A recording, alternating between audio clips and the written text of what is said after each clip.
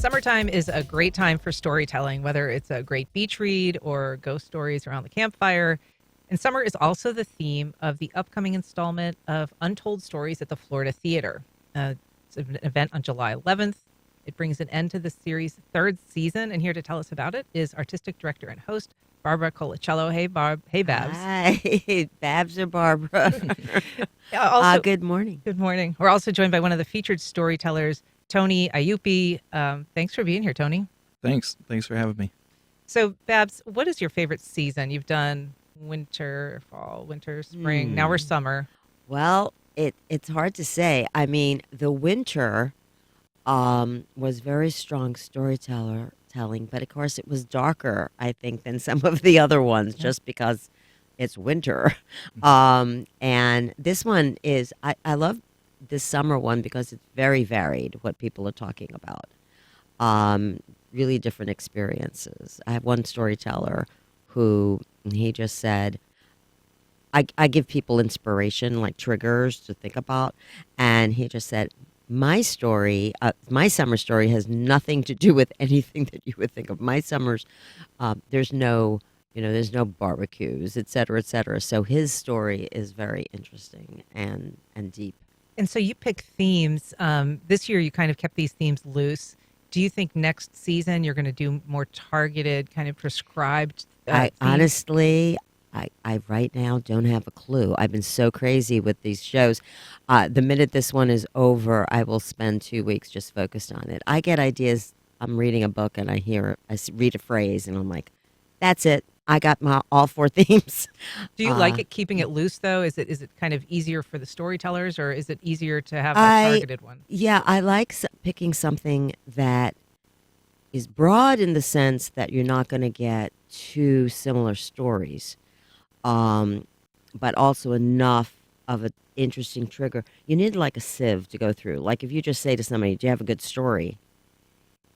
It doesn't jar the memory, but when you say, like, my next storytelling thing at Babs Lab is framed.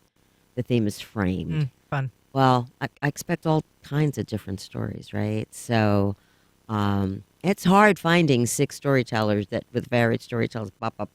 So I have to come up with good themes. Yeah. And Thony, this is your first time as a storyteller on this stage doing the Untold Stories. Yes. You are actually a graphic artist, or I guess the term is sometimes a sequential artist. Yes. How is storytelling on stage different or similar to telling stories, sequential stories like a graphic novel? So the way that I kind of think about it is all the art that I create revolves around story. And so what I do with my sequentials, where I'm writing the words and drawing the pictures, when I'm on stage, I'm using my whole body. So when you come to Florida Theater, you'll hear the words, but you'll see me actually like moving and using my hands and gesturing. So I'll be able to gesture and move my body and just use that as part of my storytelling. Do you find that you pace it in the same way as when you're drawing frame to frame?